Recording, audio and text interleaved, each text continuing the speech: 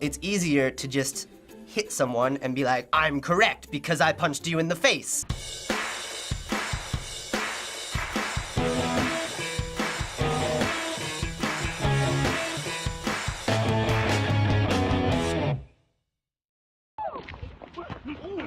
Why are they fighting? Oh, I've seen this video. The guy like trying to break up the fight. Everybody on your phones though. Oh y'all the real cowards. Record that too. Awesome. Everybody on the phone, record that. Everybody. That's a good point. Everyone Just like sees something and they don't do anything. They're just like, oh, gotta get this on film. Look around.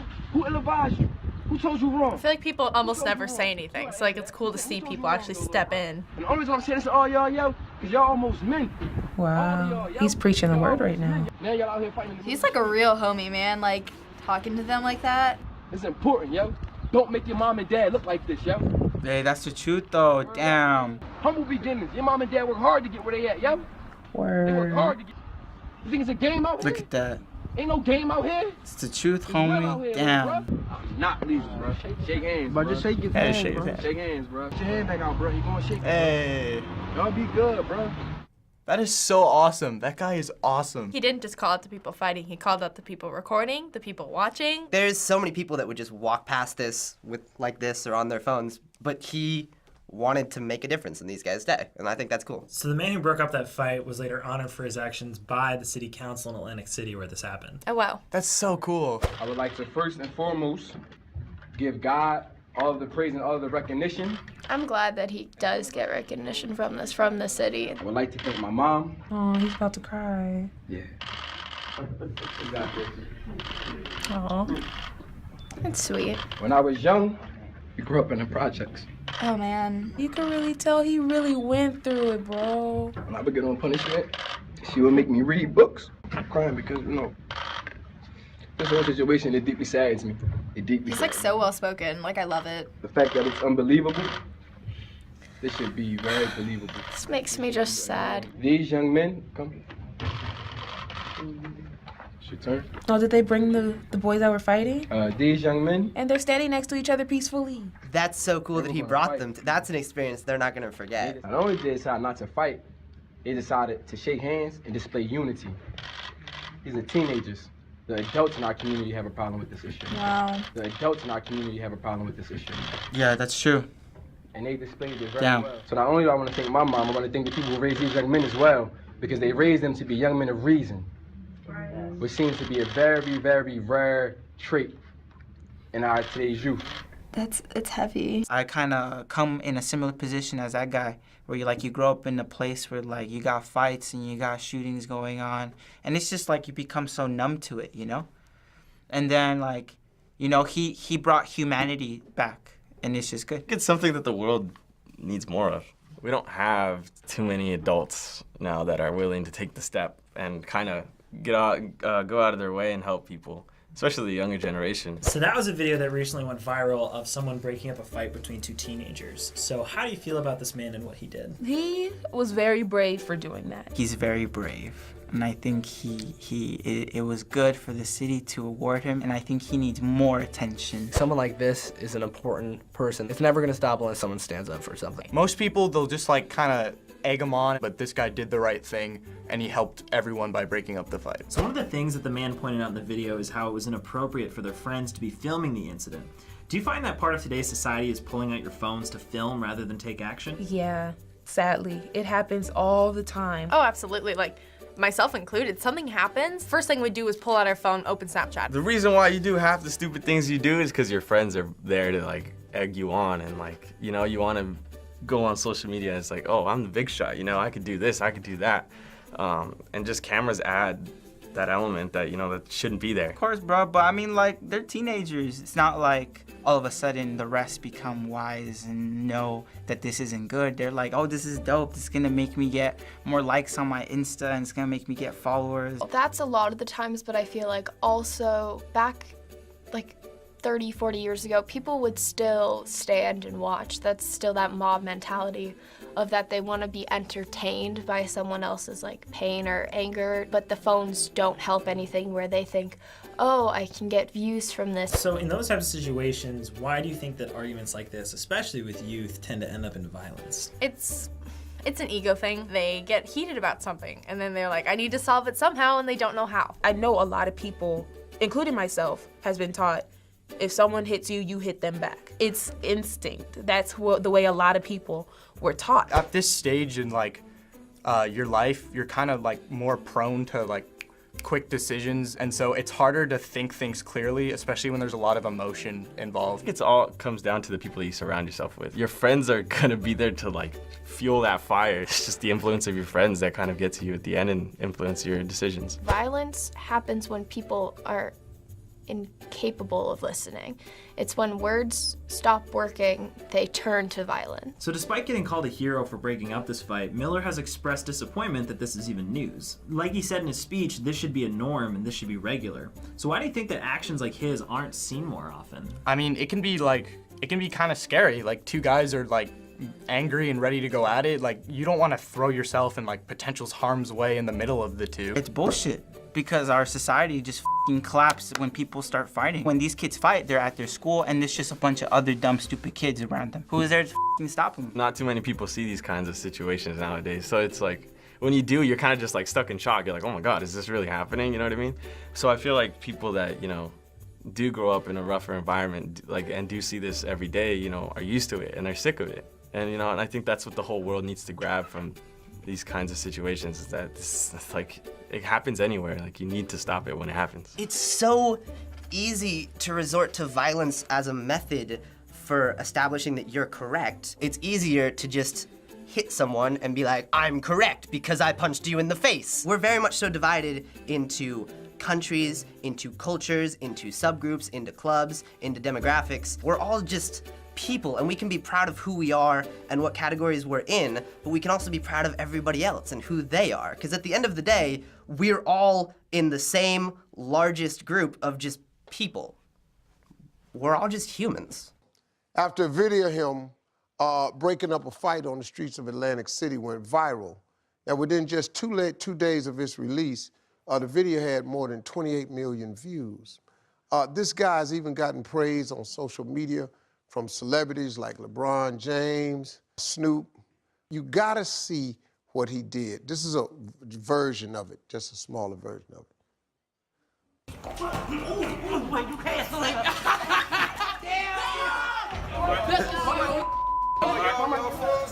Everybody on y'all phones though. All y'all the real cowards. Record that too. Ain't cool, man. Y'all in the middle of the street, Look, she's smiling and laughing. They laughing. Look, he laughing. He got a big smile on his face, little bro. But you really upset. And you really upset. Look at the trick of the devil. Who ill-advised you? Look around. Who ill-advised you? Who told you wrong? All of y'all, yo. Y'all almost men. Y'all ain't kids no more. Y'all girls ain't little girls no more. Y'all, look, yo. Y'all men, yo. Start acting like it, yo. We ain't gonna get nowhere like this, yo. You think it's a game out here? Ain't no game out here. It's real out here, little bruh. Y'all don't, I'm telling y'all, man, don't let nobody do that to y'all, man. Y'all shake hands, bro. I'm telling y'all gotta do that, bro. Like right now. Like I'm spitting shake hands, bro. That's it, bro. Now look, they want y'all to be enemies. Now look, he can't even stop smiling. Put your hand back out, bro. He gonna shake it this time, I promise you. Put your hand back out, bro. He gonna shake it, bro. Y'all be good, bro.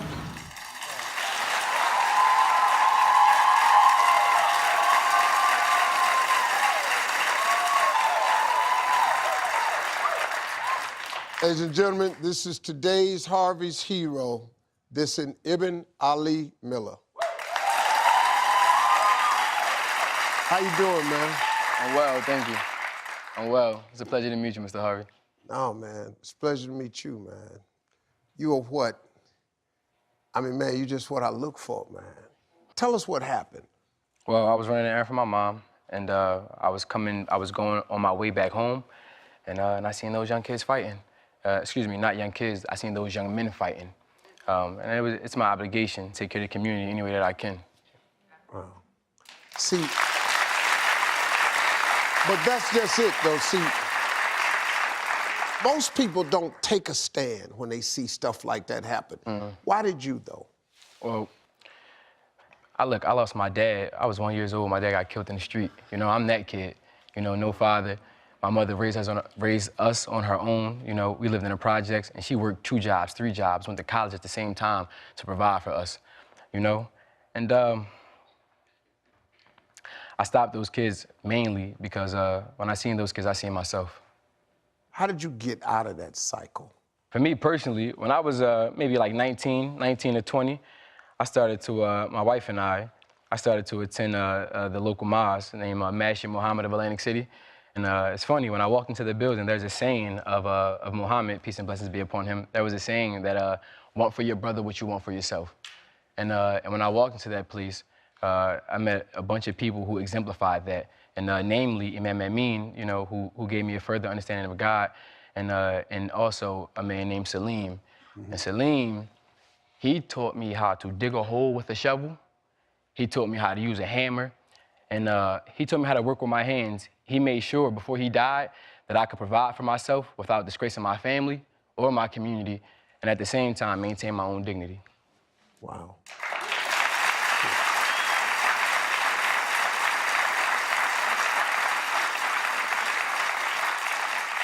Why are you smiling, man? I can't get used to the clapping. You can't? Nah, because I didn't do, listen, I don't deserve any praise. I'm telling you, man, this is what we're supposed to be doing. Wow, you know, there's a part in this tape where you talk to the kids about their parents. I want to show this. Let's see this. Y'all got parents, yo. Don't make your parents look like this, yo. Word up. Don't make your parents look like this, yo. It's important, yo. Don't make your mom and dad look like this, yo. Hey, yo, you, I know where you from. I know where you from. Humble beginnings. Your mom and dad work hard to get where they at, yo. Little bruh, your dad doing life. You think it's a game out here? Ain't no game out here. It's real out here, little bruh. That was one of the parts that was so compelling to me, that you actually knew some of the kids. You told the kid, your father is doing life. This ain't no game out here. I had a hard time getting you, man. I'm not a TV guy. This is not for me. You wouldn't do nobody. I did you, Steve, and I'll be honest, I did you because of what you do off camera. Because you care about young black men in America.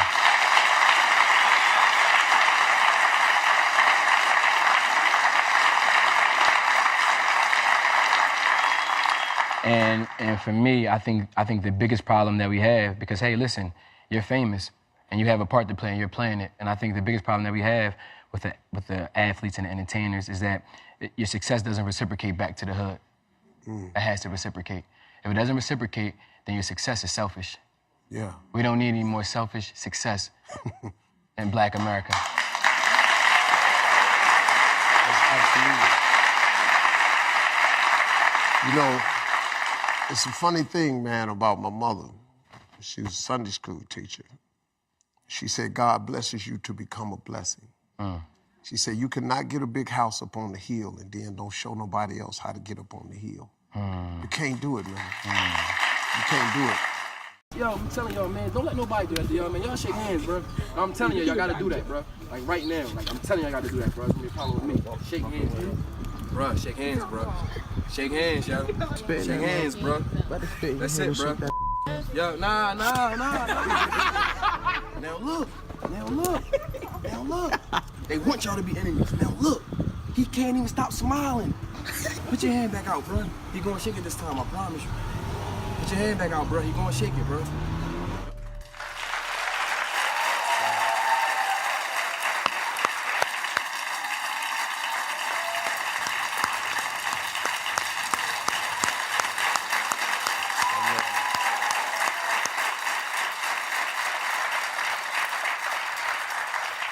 I'm back with today's Harvey's hero, Ibn Ali Miller, who's a hero because not only did he break up a fight between two teenagers, he got them to shake hands minutes later.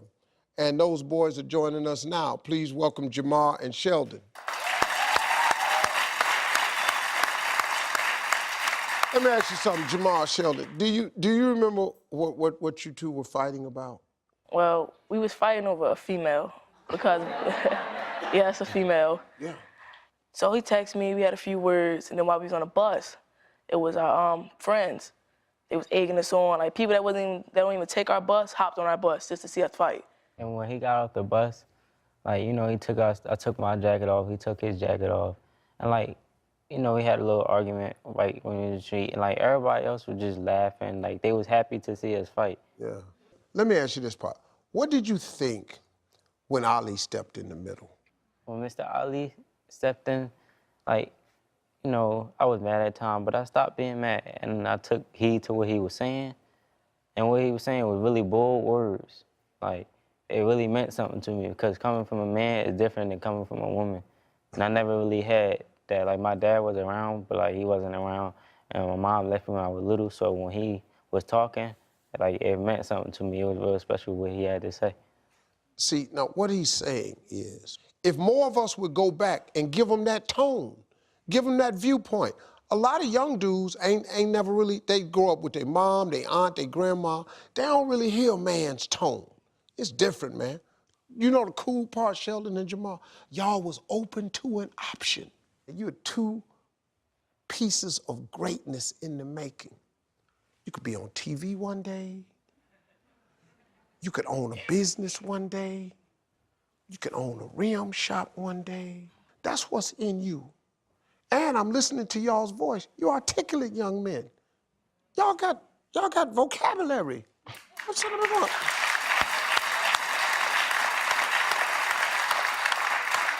Let me ask you something.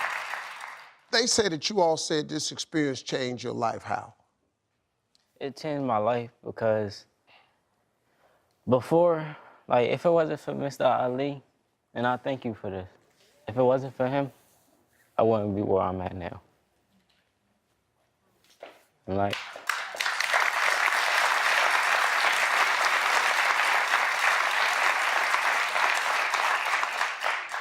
And it changed my life because I had to become the man of the house at a very young age. And when I had to become a man of the house, I had to take care of my little brother. So even though I was becoming a man of the house, I was still feeding off that manly figure. So I thought about, hey, let me try JROTC. Let me try that. So when I tried that, I was looking for a man to let me know, like, it's always a positive way out of things. Yeah. So he taught me how to be a citizen and stuff like that, but the only problem about it was that he don't come where I come from. Mr. Ali comes from where I come from, and he still wanted to help me. Yeah. So that's why, and he made me, that's why I want to go to college, because Mr. Ali showed me that it's like a cycle. My little brother looks up to me, so what I do, he gonna do. Yeah. And what he does, his kids is gonna do. That's right. And so on for so forth. So if I do right, it's starting off a good cycle. That's exactly right. I want to say thank you, Mr. Ali.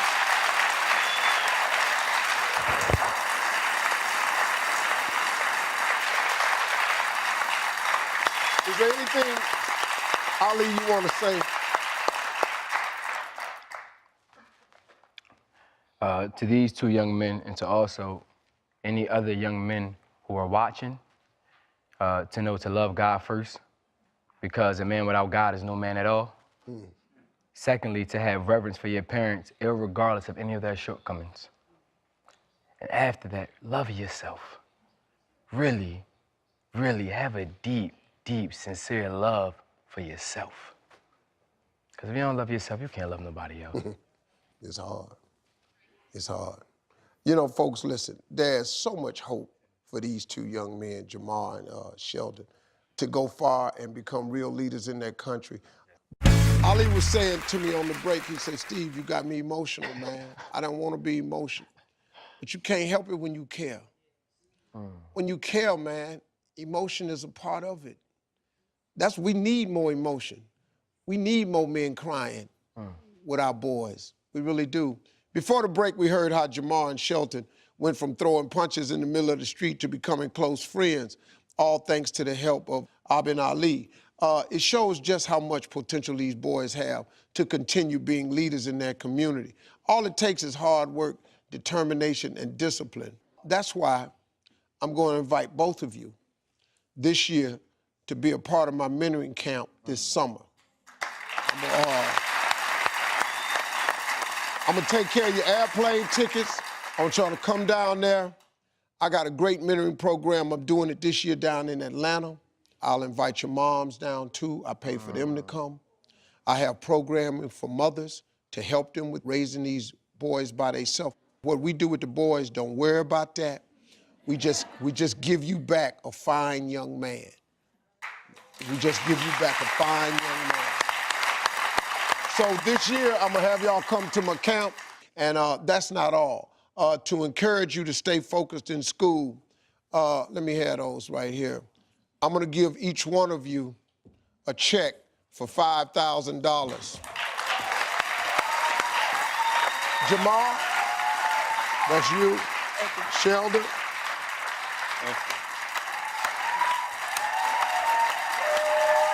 I want y'all to stay focused, man. Stay focused. This is gonna go towards your college fund, but there's a few conditions. You have to graduate high school. You have to get into a college, be accepted. We ain't gonna just give you this money. And you gotta stay out of trouble. The fight you need to learn is the will to live and survive and get over and love and conquer. That's the fight you need to develop. These here is for people that wanna get into that. You think you can handle that? Yes, sir. Yes, sir. Okay, cool, let's get it. I got one more surprise. As today's Harvey's hero, I didn't want Abin Ali to go home empty-handed, so I made this for you, man. You'll probably rock this for me. That's a Harvey's hero jacket. That's for you, brother. And one more thing. Yeah, right, there you go, put it on right now. Yeah. Now, this is for you, man. I'm giving you and your family $5,000, man. Continue your work that you're doing. That's for you and your family, brother. For sure, always. I love you, man. Thank you, boy. Thank you, man. No, thank you, Steve. Let's do it.